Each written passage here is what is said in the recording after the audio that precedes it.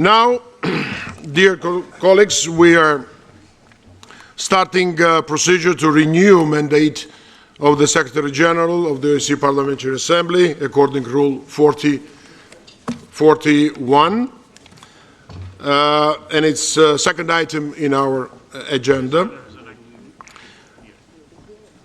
As I noted in my letter to all delegations on 11 April, its meeting on 8th of April, the Bureau has unanimously agreed to recommend to the Standing Committee the reappointment of incumbent Secretary General Roberto Montella for a second mandate. Of course, you all know well Roberto and his work.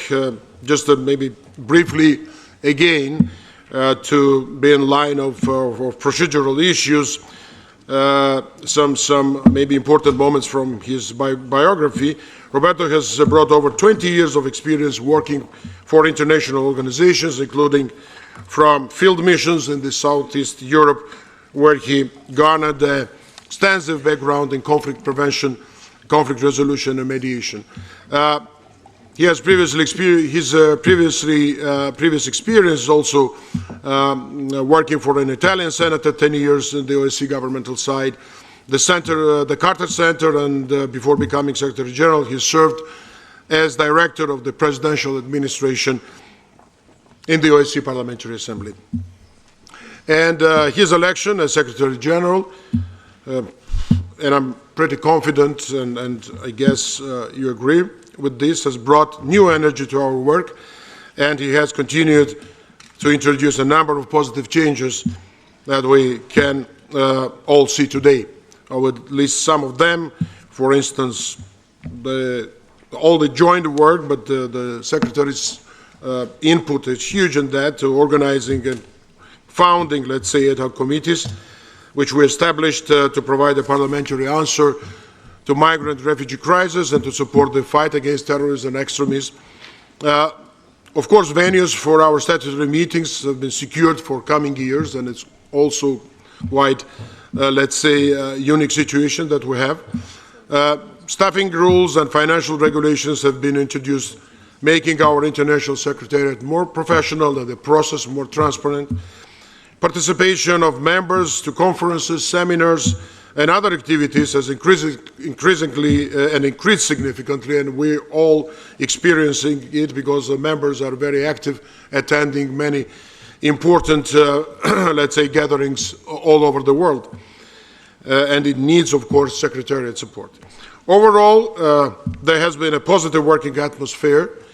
I'm always emphasizing that, in very challenging times for our organization. You will recall that previous meetings of our Standing Committee have called for continued reforms to improve and modernize our work. Since our last annual session, additional changes have been implemented, for instance, by giving more space for topical debates on migration and terrorism at our winter meeting, for example. We now also hear about our election observations of the activities of our special representatives during our plenary session. So all those important steps that was undertaken, I think we enjoyed the great support and very professional support of our staff, also guided by Roberto. And I'm sure Roberto will also underline in his report, which will come later on, and our Secretariat developed also very important media strategy. And I also like to thank here Lord Bonas, who was a very active, let's say, advisor, a participant, and sometimes a leader of the discussions that we had, even on the media strategy. And our Secretariat developed very, very interesting strategy to ensure that our work reaches a larger public. So people, they should know better what we are doing. And this outreach work is also important for any parliamentarian's activity. Along with the redesign of our website and the launch of mobile application, this will fully insert OSCE into this digital, modern digital era. In addition to these internal reforms, I must underline how positively the cooperation between the Assembly and the rest of OSCE structures has evolved. And our political cloud has been strengthened through excellent relations with ambassadors, members of Permanent Council, and other OSCE institutions.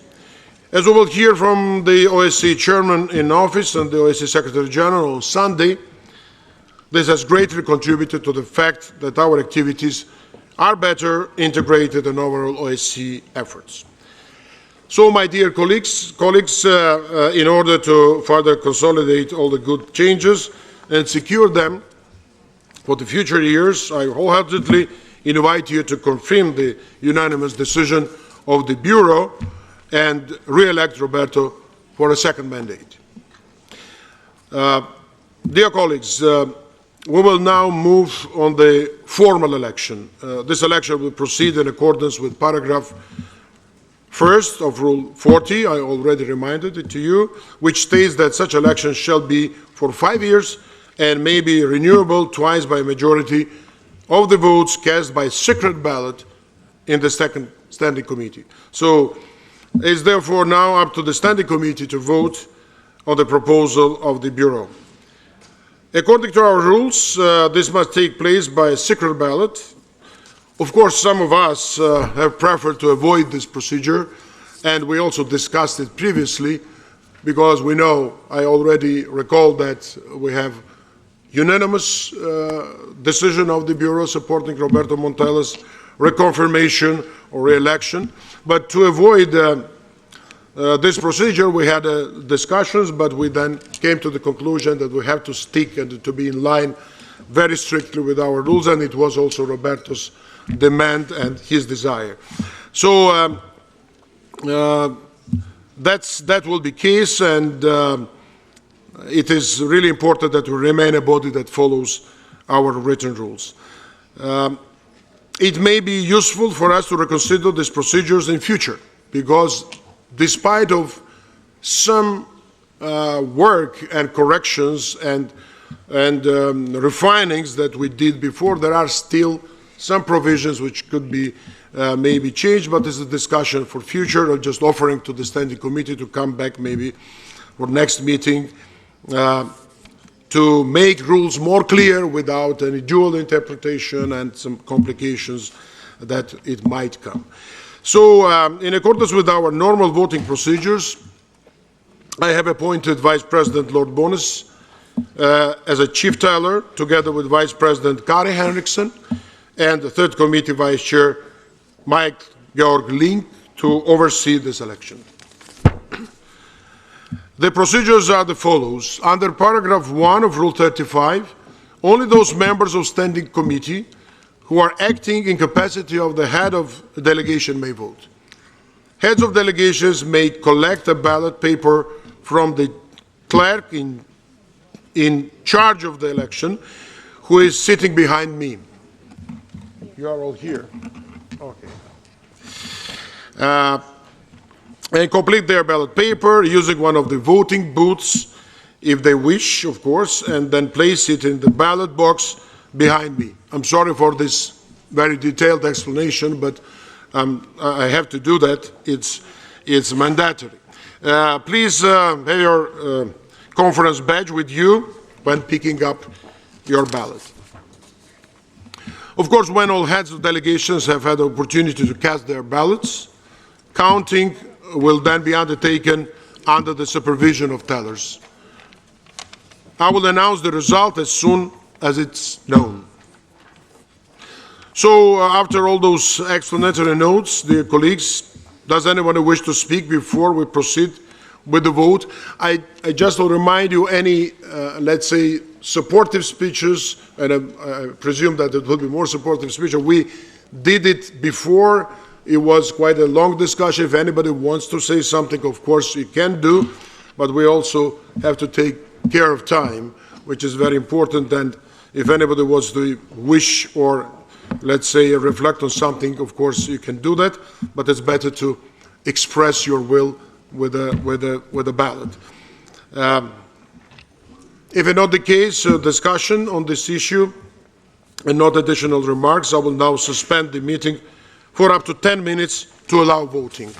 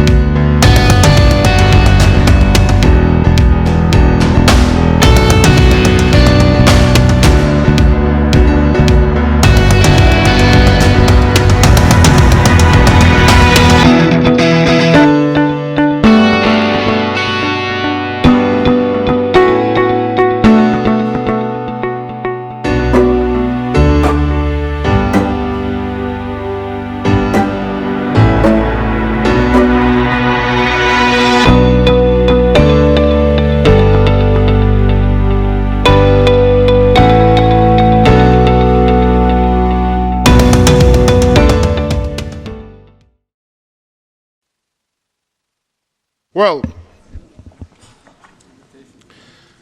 so now it's an interesting moment, of course, to announce election results. Just to remind you, the majority of votes cast required, and not including abstentions or spoiled ballot papers. So, results of a re-election of Secretary General. Votes in favor 45, votes against 2, abstentions and spoiled ballot papers 0. I therefore declare that Roberto Montella is elected as Secretary General of the Parliamentary Assembly for a period of 5 years beginning on 1st January 2021.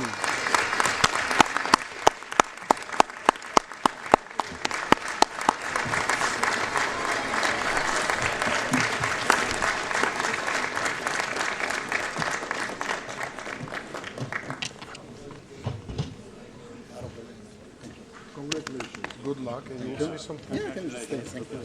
Thank you. Maybe we'll let Roberto to speak very shortly because his report is coming after a few agenda items.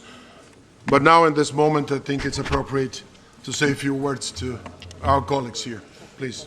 Thank you very much, Mr. President. Thank you all. It's a great honor. I received this with a great sense of pride, but also humbled by your overwhelming support. I would like to thank first and foremost the Bureau, who in Copenhagen unanimously decided to promote me as the candidate to the Standing Committee. I'd like to thank each head of delegation for your confidence. I think it's a confidence that you expressed in me personally, but also in the work that this International Secretariat has delivered to you. As the President said, I will make a more extensive report later on during the day, so I will not say too many things now. I just want to thank also my family, Ivana, my wife, the children who have been here in this moment to support me. I've put them through a lot of difficult moments during this year, so thank you very much for being here in this moment. I will not say too much now, but one thing I want to say, Mr. President, and it's two of the most positive results I think we have achieved during this first mandate. You have made a long list of achievements, but I think two important things is the positive atmosphere that we've managed to create in this assembly. We've seen other assemblies having difficulties during these days. Here, I think it's a platform where even though we come from different places of the world, even though we come with big disagreements and big difficulties in this OSCE region, but we still manage always in this platform to talk to each other, to find solutions. Of course, dialogue has to be a dialogue with results, but I think here we do feel the positive atmosphere not only in the plenary sessions and the meeting, but also you can say dans les couloirs du pouvoir, let's say, also in the corridors or in the moments of refreshments. You can see that delegates talk to each other, also delegates who have very difficulties with each other. So that's one achievement, I think, the positive atmosphere. And the second positive atmosphere is somehow, I think I have delivered on what was my main promise when I was first elected in Helsinki, and that is to assess the principle that this assembly belongs to the political leadership. The International Secretariat is here at the service of that political leadership, but it is very clear from all our proceedings, from all our decisions, from all the things that we do, that the imprimatur, the main guidelines that we get in our work, comes from the political leadership. And this is what I want to also strengthen it in the future, so to give more and more the possibility to the political leaders to give us guidance, to give us the way forward. So with these few words, Mr. President, I thank you all for the overwhelming support, and I look forward to serving you for the next term. Thank you. Thank you very much, Roberto. Thank you again.